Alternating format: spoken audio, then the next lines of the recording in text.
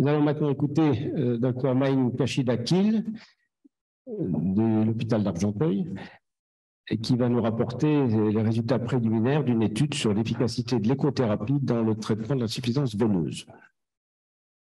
Merci, cher président, cher maître. Je vous remercie énormément pour cette invitation. Vous m'entendez bien? Oui, très bien. Pardon. Donc, je vais vous présenter nos résultats préliminaires de l'efficacité de l'écothérapie dans le traitement de l'insuffisance veineuse. Alors, pardon, je suis allée trop vite. En généralité, c'est une maladie très fréquente puisque c'est à peu près un tiers de la population qui est touchée par cette pathologie. Aujourd'hui, la technique de référence est toujours dans les papiers, dans les livres, la technique chirurgicale par crossectomie et stripping des troncs saphéniens, mais qui a été depuis longtemps supplantée par les techniques de thermoablation endoveineuse qui aujourd'hui sont remboursées par la sécurité sociale comme le laser et la radiofréquence. On y associe après en fonction des praticiens des phlébectomies ou ligatures ou ligatures de perforantes, plus ou moins la sclérose à la mousse. Et il y a aussi également le développement de la colle qui malheureusement à l'heure d'aujourd'hui n'est pas encore remboursée. Pardon. L'apport de l'écothérapie dans le traitement, dans la chirurgie veineuse, réside en plusieurs points. C'est comme c'est une thermoablation extracorporelle, il y a une absence d'incision et il y a donc un intérêt dans le traitement des veines perforantes, notamment en zone périulcéreuse, dans le traitement de l'ulcère veineux. Il y a un intérêt également dans le traitement des patients Redux qui ont déjà été opérés avec l'absence de risque septique ou de lymphorée post-opératoire. On s'affranchit ainsi également de la tortuosité des veines, c'est une technique donc extracorporelle sans introduction de dispositifs intraveineux. Et on n'utilise pas non plus de produits chimiques comme l'utilise le traitement à la colle ou la sclérose. Et donc, on a un intérêt dans le traitement des perforantes, également des néocrosses, notamment les néocrosses tortueuses au sein de l'âme lymphoganglionnaire et également dans les varices périnéales. C'est ensuite un traitement réalisable et à réaliser en cabinet sous anesthésie locale. Donc, notre étude est une étude monocentrique observationnelle que j'ai commencée en septembre 2022, qui normalement, on va continuer jusqu'en mai 2023 et on a pris le parti d'inclure tous les patients qu'on prend en charge dans notre hôpital à Argenteuil, qui sont suivis pour une insuffisance veineuse symptomatique éligible à l'écothérapie. Donc, on leur réalise une cartographie détaillée en préopératoire. Donc, je les vois en consultation juste après qu'ils soient vus par nos phlébologues. Et on repère donc les veines cibles à traiter. Les critères d'inclusion sont définis par la présence d'au moins une veine cible située entre 1 et 2 cm de profondeur après compression de la veine par la sonde d'échographie. Et ça, c'est très important puisque ce sont les critères d'inclusion définis par la société Theraclion, donc avec lequel on utilise donc leur dispositif Sonoven. Et il faut donc une absence d'éléments nobles dans le cône postérieur de sécurité de la veine, comme un nerf, l'os ou des artères, pour ne pas les altérer. Les critères d'exclusion, c'est la présence d'un thrombus dans le segment de la veine à traiter ou une thrombose veineuse profonde évolutive. Nos critères de jugement, on a un critère de jugement principal qui est l'occlusion ou la diminution du diamètre de la veine cible, permettant donc cette diminution de réduire le reflux veineux mesuré à l'échographie Doppler à 1 mois du traitement. Et le critère de jugement secondaire, c'est l'amélioration de la qualité de vie et de la symptomatologie. On évalue donc nos patients échographiquement et également à l'interrogatoire à 1 mois, également à 6 mois et 1 an, en leur faisant remplir de nouveau un questionnaire Aberdeen, donc le questionnaire avait vécu. Donc, là, vous avez une photo d'une installation du patient. Alors, nous n'avons pas réalisé cette procédure en cabinet. Nous le faisons au bloc opératoire, en chirurgie ambulatoire, pour un souci en fait de disponibilité de salles ventilées, puisque malheureusement, avec les problèmes qu'on connaît à l'hôpital, on avait des salles de bloc disponibles par manque de personnel infirmier. Et je n'avais pas d'autres salles ventilées accessibles sur l'hôpital. Donc, on les fait au bloc opératoire. On installe confortablement le patient avec à sa droite le dispositif Sonoven. Donc, c'est l'appareil Sonoven S, c'est la 2e génération. Depuis, il y a eu en mai 2022 le Sonoven HD. Nous, on avait donc pour le coup le Sonoven S+.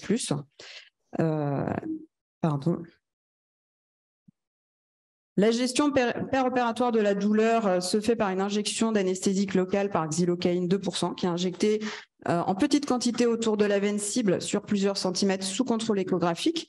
Donc le nombre de centimètres défini dans notre protocole que je vais vous expliquer juste après. On a également la chance d'avoir une infirmière formée à l'hypnose et on propose aux patients l'utilisation de lunettes d'hypnose virtuelle en fonction de leur choix. Et par contre, on ne donne pas du tout de prémédication en amont du geste. Notre protocole est une approche de traitement hémodynamique. On va traiter le tronc saphénien incontinent sur 3 à 5 cm. Alors, cette décision 3 à 5, c'est en fonction du diamètre également de la veine cible, en tout cas du tronc saphénien cible. Et on traite dans le même temps opératoire toutes les perforantes incontinentes. Les prescriptions post-opératoires sont uniquement donc la prescription de paracétamol dans la partie médicamenteuse, ainsi que le port de contention et surtout on ne prescrit aucun arrêt de travail, mais on conseille aux patients d'éviter toute sédentarité post-opératoire avec une marche régulière dans les 10 jours post-op, le temps d'avoir une bonne cicatrisation des veines traitées. Et on les contrôle donc à 1 mois. Alors, je vous un petit film qui a été réalisé par notre cellule de communication de l'hôpital pour vous montrer. Hop, elle n'est pas partie. Normalement, elle se. Merci. Ici, on installe. Pardon. On installe le patient qui est donc sous anesthésie locale pure. Le praticien est à gauche du patient. J'installe donc le dispositif et je cible la veine en la comprimant pour que ces 2 parois soient bien collabées. Il y a au bout du dispositif un ballonnet avec la circulation d'un liquide de refroidissement pour éviter toute brûlure cutanée. Et on voit en fait les différents tirs. Il y a 4 types de tirs dans ce nouveau dispositif afin donc de traiter les veines cibles en fonction de leur profondeur. Là, c'est donc le traitement d'une veine perforante de cuisse qui était responsable de la symptomatologie de la patiente. Et on voit bien une patiente qui retourne en marchant sans aucune anesthésie lourde péropératoire. Donc, ce que je vous disais, c'est que normalement, c'est une technique qui se pratique en cabinet. Donc, on va coaguler les parois veineuses à peu près à environ 90 degrés avec 4 types de tirs de puissance différentes en fonction de la profondeur de la veine. Et ça, c'est au choix de l'opérateur. Le nombre de tirs dépendra justement du diamètre de la veine, mais également de la longueur traitée. Donc, le bras robotisé du dispositif permet justement de descendre tous les 3 mm automatisé. Après, au praticien de se replacer en fonction s'il y a des changements. Et le bras robotisé, par contre, sur une même coupe, permet justement d'aller traiter la veine en latéralité avec tous les millimètres, plusieurs tirs dont le nombre de tirs va être choisi par le praticien en fonction de la réponse du tissu en péropératoire à la thermoablation. Donc, nos résultats à mi-parcours entre septembre et décembre 2022, on a inclus 26 patients avec une moyenne d'âge de 60%, une majorité de femmes, dont 35% des patients avaient déjà eu des antécédents de chirurgie veineuse. On a inclus 3 patients qui pour des ulcères veineux actifs. Et la grande majorité, c'était tout de même des patients qui présentaient donc des varices plus ou moins associées à des œdèmes, mais aucun patient qui venait nous voir pour de la symptomatologie esthétique pure, bien sûr, puisque c'est une prise en charge hospitalière. Donc, on a traité 50 veines cibles, une majorité de saphènes internes, mais également des saphènes externes, des saphènes antérieures, des veines périnéales, des néocrosses et beaucoup de perforantes, notamment de cuisses, avec une perforante également poplitée externe qui était responsable d'un ulcère veineux de jambe.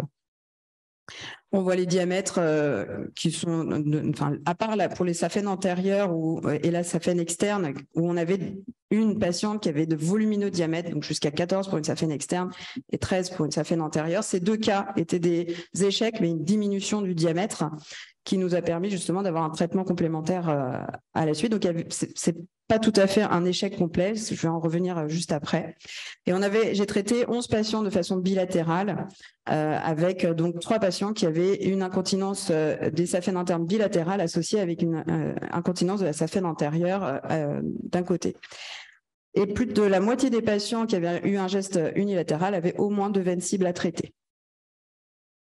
La durée moyenne des procédures est assez longue puisque c'est une technique un peu chronophage puisqu'elle est de 73 minutes, sachant que j'ai eu beaucoup de patients bilatéraux, donc c'est à pondérer.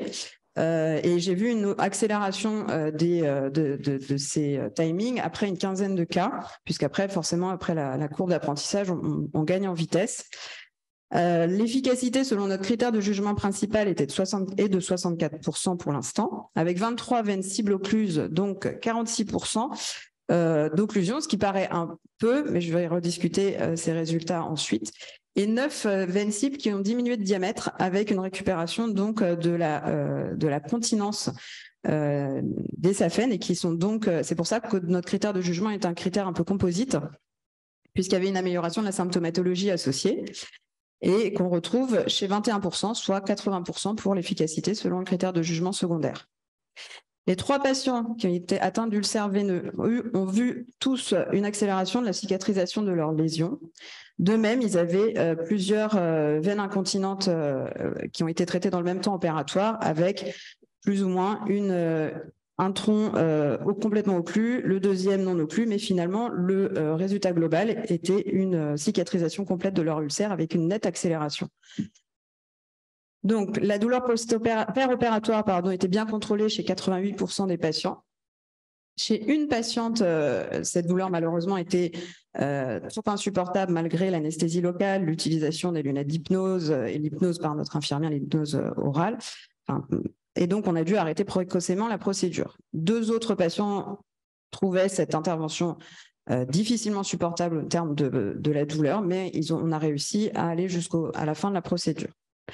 On a eu 4 événements indésirables non graves, dont un cas de brûlure cutanée de cuisse, chez une patiente qui, de base, m'avait déjà fait auparavant, lors de sa précédente chirurgie, des réactions cutanées au Stéristrip, et donc elle est en cours de bilan de maladie bulleuse, puisqu'elle a eu en fait une réaction cutanée en péropératoire sur la compression du dispositif Sonoven. Les autres événements indésirables étaient des douleurs neuropathiques sensitives après traitement de perforante du tiers inférieur de jambe qui étaient toutes régressives à 1 mois. Donc là, on voit un aspect échographique à 1 mois de l'occlusion d'une saphène interne en haut en coupe longitudinale et transversale. On voit bien l'absence de reflux dans la crosse de la saphène, là où vous avez les flèches blanches. Et en dessous, c'est l'occlusion d'une veine perforante par échothérapie on revoit bien au niveau profond la continence du réseau veineux profond et l'occlusion de cette veine perforante.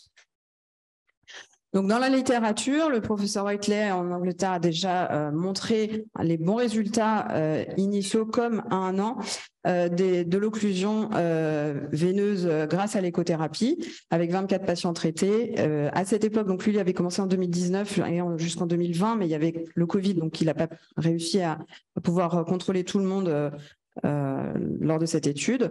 Et mon collègue, le docteur Stanikiewicz, avec le docteur Dedeken à Lille, qui utilise depuis 2019 cette technique, ont montré de très bons taux d'occlusion à 1 semaine avec avec cette occlusion qui perdurait à 18 mois à 90%. Donc, rapidement, pour discuter des échecs d'occlusion de mon expérience, elles sont plutôt multifactorielles, mais toutes associées, en fait, à une superficialité des veines cibles avec des diamètres importants. Sachant que j'ai pris le parti de ne pas faire de sursélection des patients. Je voulais justement inclure des patients tout venant que je voyais à ma consultation pour pousser, entre guillemets, cette technique au maximum pour voir si elle pouvait justement entre guillemets, supplanter les autres techniques actuelles.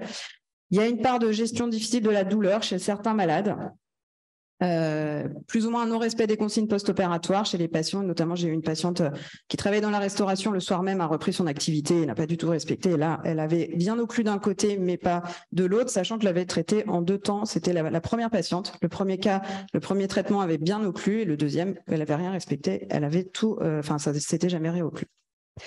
Il y a une part de courbe d'apprentissage. Ce serait, pour cette technique, il faudrait qu'on ait des abacs justement en fonction de la largeur des veines à traiter pour connaître le nombre de tirs et le type de tir. Ça, on le sait en fonction de la profondeur, mais surtout le nombre de tirs et les distances traitables, sachant que mes collègues, eux, font des traitements qui ne sont pas hémodynamiques, mais ils traitent plus de 20 cm de saphène interne. Et j'ai pris le parti aussi de ne pas utiliser d'autres techniques concomitantes comme la sclérothérapie pour ne pas biaiser les résultats. Donc en conclusion, on a un taux d'amélioration clinique qui est très encourageant. Il faut par contre sélectionner rigoureusement nos patients, puisque cette technique, elle est limitée en superficialité, et chez les patients obèses, puisqu'il faut que le cône échographique soit accessible, enfin les veines cibles soient accessibles à l'échothérapie. C'est un apport non négligeable dans l'arsenal thérapeutique du patient âgé souffrant d'ulcères veineux, d'autant plus qu'on n'utilise qu'une anesthésie locale. Bien sûr, nos résultats sont à confirmer à la fin de notre période d'analyse et pour pouvoir s'affranchir du facteur opérateur dépendant, donc je ne cache pas que mes résultats peuvent potentiellement aussi, les 46%, ça peut être de par ma formation qui peuvent être expliquées, mais en tout cas, ce qu'il faudrait, c'est que dans cette... Et c'est ce que la société Theraclion cherche à développer, c'est l'apport de l'intelligence artificielle dans le repérage des veines cibles et l'automatisation des doses délivrées. Merci. Bravo. Merci. Si vous voulez bien vous asseoir à côté de moi pour répondre aux questions qui vont vous être posées pendant 5 minutes pour ne pas prendre trop de retard. Venez vous asseoir là, si vous voulez bien. De votre point de vue, à quel stade en est-on du développement de cette clinique? Est-ce qu'on est vraiment assez préliminaire ou est-ce que c'est déjà bien avancé? Il faut savoir qu'en Chine, peut-être il y avait un développement assez important de cette technique. En tout cas, en Europe, c'est depuis Sonoven, c'est une start-up française, enfin Theraclion, c'est une start-up française qui a développé Sonoven pour la partie veineuse que depuis 2017. Donc c'est tout récent. Et, alors, au niveau des résultats chinois, je ne vais pas vous mentir que je ne les connais pas. Mais au niveau de mes collègues, ce que j'ai expliqué, c'est qu'il n'y a pas beaucoup d'études aujourd'hui publiées pour qu'on puisse justement avoir montrer l'efficacité de l'écothérapie. Ce que je veux dire, c'est que c'est vrai que moi, je mettais un bémol sur mes résultats parce que j'ai poussé les indications sur des choses très superficielles que la société Theraclion m'avait fait comprendre initialement que c'était un peu à la limite de leurs indications. La cure de varices est une des chirurgies les plus fréquemment pratiquées en France. Tout à fait. Évoqué tout à l'heure la cataracte, la cure de varices, c'est également le cas. Comment expliquez-vous qu'on ne dispose pas aujourd'hui d'études comparatives, étant donné le nombre de cas opérés, qui pourraient servir de comparaison, même si vous sélectionnez vos patients, j'ai bien compris. Pour l'utilisation des ultrasons comparés aux techniques de référence. Parce qu'aujourd'hui, on n'est pas. En fait, il y a un biais par rapport au coût. C'est un dispositif qui est très cher. Donc là, j'entendais que c'était 400 €. Moi, la sonde, elle est beaucoup plus onéreuse. Et donc, on a, nous, réussi à l'avoir à l'hôpital, justement parce qu'aujourd'hui, on ne pouvait plus opérer, on n'avait plus la place pour les opérer au bloc, par manque de personnel hospitalier infirmier, que ce soit IAD ou IBOD. Et donc, l'infirmière qui travaille avec moi au bloc opératoire est une infirmière de consultation. Donc, c'était la condition pour qu'on puisse avoir accès à cette technique. Et est-ce que l'acte est coté? Vous utilisez une cotation spécifique ou... Oui, parce que en fait, on les met en chirurgie ambulatoire avec un codage d'assimilation pour la... On n'a pas de... Je pensais bien que le professeur Richard allait prendre la parole. Je voudrais faire prononcer le mot. J'ai réussi. Et ça, il ne pouvait pas. Non, mais le problème qu'il y a, c'est que non seulement les pathologies sont diversifiées en termes de thérapeutique, mais en plus de ça, les spécialités médicales qui s'occupent des varices se sont diversifiées. Avant, c'était uniquement les chirurgiens vasculaires, puis il y a eu la médecine vasculaire, il y a eu tout un tas de problèmes, disons, de sur- et de sous-spécialités, ce qui fait qu'il y a un gros chantier. D'ailleurs, à l'Académie de chirurgie, il y a eu des présentations sur les différents stents, coagulation, enfin que vous avez cité d'ailleurs. Donc, c'est un grand fourre-tout actuellement. Et ça fait typiquement partie des actes où le seul moyen de s'en sortir, c'est que tous les praticiens qui font des varices, quel que soit le type de traitement, remplissent des registres. Et vu le nombre de malades, et c'est en gros, c'est 400 000 interventions par an, en 2 ans, on aura des résultats. Mais il faut qu'on sache les résultats en pratique réelle, parce qu'en plus de ça, les résultats dans les centres sont forcément biaisés dans le bon sens, parce que les gens font bien, mais ce qu'il faut voir, c'est comment c'est fait par tout le monde. Donc Bien sûr. les varices, c'est typiquement, enfin, je sais pas Je crois que si on veut faire progresser la diffusion de la technologie, on n'a pas le choix. Il faut faire des registres, des développements, des comparaisons, peut-être sur des critères sélectionnés. Parce que les résultats sont très intéressants. Je suis désolé, on ne discute pas directement les résultats, mais je pense qu'on prend l'étape d'après déjà. Philippe Vin. Oui, Frédéric Vin, je voudrais d'abord féliciter Maïn Kachi et toute l'équipe d'Argenteuil d'avoir mis en place cette étude. L'écothérapie, c'est sûrement peut-être une thérapeutique d'avenir, on le verra. Elle est d'ailleurs déjà enseignée notre diplôme universitaire à médecine Sorbonne à la Pitié-Salpêtrière. Le mérite de Maïn Kachi, c'est d'avoir inclus les patients présentant une insuffisance veineuse superficielle essentielle. Je pense qu'on a éliminé les séquelles de thrombose, mais néanmoins, je pense que pour avoir des résultats de 100% en incluant tous ces malades, y compris les récidives variceuses post-opératoires, je ne suis pas étonné de ces résultats. Néanmoins, je pense qu'il faudrait mener des études, et comme vous dites, comparatives avec soit les techniques thermiques, soit la chirurgie des veinages, mais en tout cas sur des topographies particulières, grande veine saphène, petite veine saphène, perforante. Parce qu'il faut se méfier, aujourd'hui la maladie veineuse est très complexe, il y a de nombreuses variantes anatomiques, et inclure tous ces patients, impossible d'avoir 100% de bons résultats pour ces techniques. Donc il faut se méfier. Depuis 40 ans que je pratique la phlébologie, j'ai vu se développer de nombreuses techniques qui ont été abandonnées parce que on a donné de trop larges indications. Et si on veut casser une technique, eh bien, il faut l'utiliser pour tous les malades. Mais par contre, si vous ciblez des bonnes indications, vous pouvez garder une arme dans cet arsenal thérapeutique. Il y aura sûrement un avenir. Et moi, je mise surtout sur les perforantes, car la perforante est difficile d'accès en chirurgie, difficile d'accès avec technique endoveineuse, mais traitée aussi de façon segmentaire, une saphène, comme l'a expliqué Maïn Kachi. Je crois que c'est exposé à des récidives, comme on l'a eu avec les techniques Shiva de Claude Franceschi. Néanmoins, il faut toujours essayer, mais faire des études comparatives. Et je trouve particulièrement intéressant également la prise en charge des patients qui ont des problèmes cutanés associés, parce que c'était vraiment un des cas où la technique est vraiment... C'est là où on a vu justement, enfin,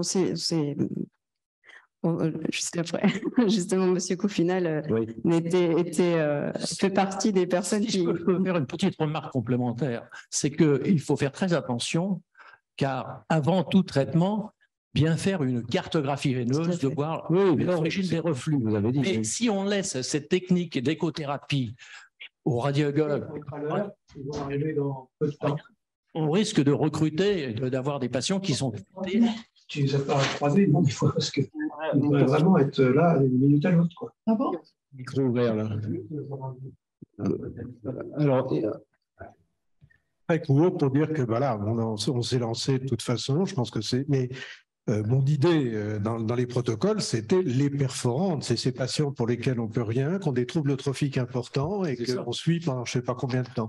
Et là, je pense qu'on a des résultats. On n'a pas voulu séparer dans un premier temps, mais je crois qu'on va forcer sur les perforantes parce que je pense que si on amène, je veux dire, un résultat fort sur l'occlusion et les cicatrisations rapides, là, on apportera véritablement quelque chose dans le domaine de la chirurgie, de la pathologie veineuse.